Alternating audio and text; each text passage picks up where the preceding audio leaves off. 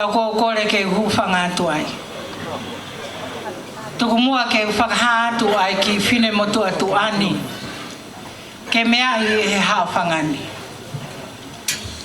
Ko hoku hingoa ko sini ua lei aloha heft ngata. Ko hoku tau taha tolu eni. Lolo tonga ako i he api ako Diocesan School for Girls. Ne whanau i pe au i Nusilani. Kako ek whekalei mai, mei he maka ko Pauline. Futu ko holani. Homa te te wha. Homa le e ia mo e alo i talau. Pea mo e lolo paango mo umutangata. Niu au no ko. Mo e kui whanga ko whaulo. Ko e hake anga o e lotu. Pea mo e api ko matawai mo ui tape ki tonga. O kua fie fia i he kukau he wei pā i he whaiwa whakatonga. Neongo ai kai te upoto he wholahaka mo e whakatau pasi. Ka kua ulau kau, ke ukau he puke puke a fufula e tau whaiwa whakatonga. Koe konga ia kune tala, koe ki whine mui tonga au. Lewa rewa whakahoha, tua o whātu. Kai ngā mō paspasi mai a siniua ngata pia mo tā mea fōfō anga.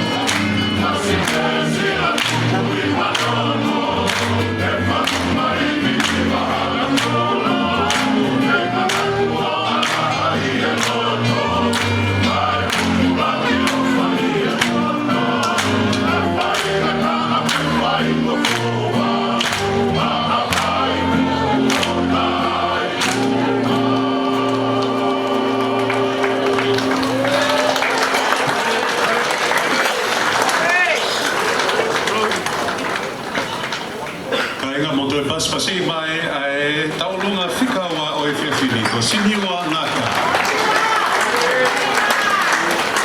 O pou ke ta mea koe ni fōfō anga pe mo taha ngā hi mā I mo e tahi ni kui ni ko ngā whanua hiwa wha o vaia maari e au pito. Tō atu mono e ta mea fōfō anga. Mo mea mai ke ho eke mo kāinga. O ki I tangi mai here vāringi me mui koe still ki tāna wene lau mai me mua. Fōke mana tu ki te mai halamuna. Taimi koe nau wha loe te lere he taimi e ho e whia whimo whamola sino ai. O ia ue whakako. Honi e rolo. Mano au pito pako e toa mo saxophone me ko o ia we whakapo. Osko toa u mea rea nusi la e whunga Stacey he whiawhini. Te tau hopa tu ki he ki whiwhine hono hoko. Tari tari whiawhia he ni a Ilaisane Soafa. Mo paspasi mai.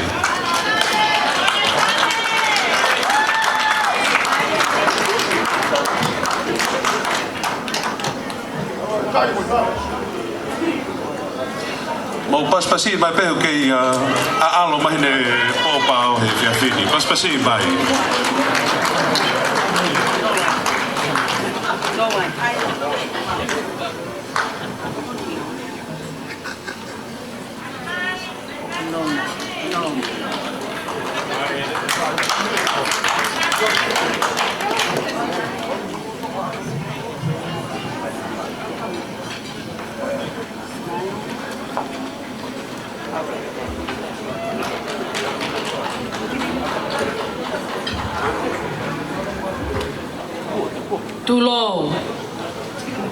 Tulou, pea kua whakatapu mo I tulu mafua o loto tatau, koe ao niu ia ki a te koe pea moau.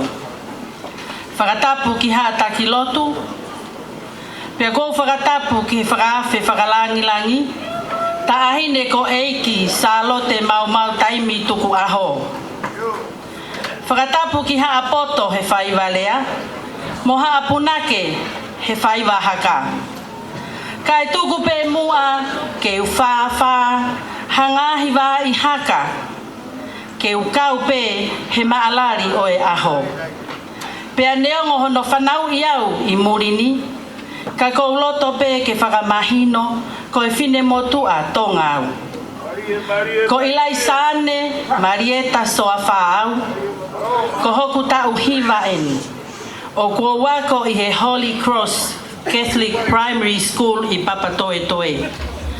Ko e kutangata eiki, ko Antonio Soafa, me he taulanga pasivulangi, pea moe toa ko po walu, moe whala o ata.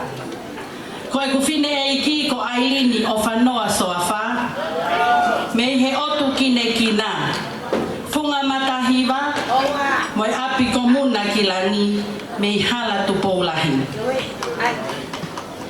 Ko e whine motua o kune taki au, ko e taha pe au e kufanga kui, ko Helene kai hau.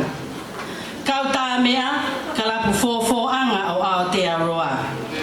Punake, maa taturi hei matoto, me he otulangi o mua, pea moe taulanga pasivulangi. O whātu, Ilaisane Marieta Soafa.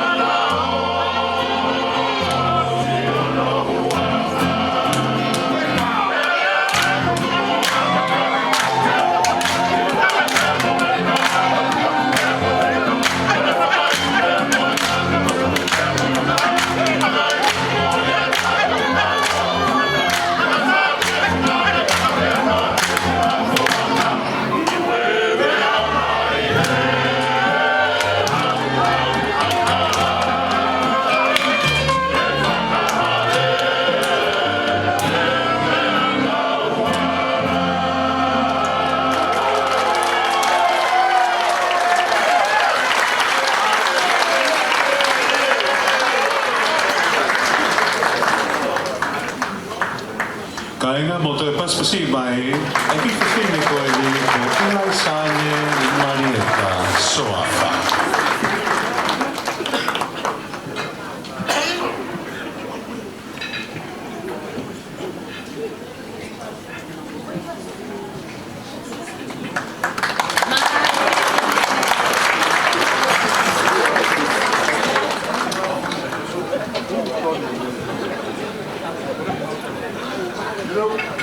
Malo apito, pas pasimay ay ilay sanye Soafa kaya mo tame a fofo ana Aotearoa.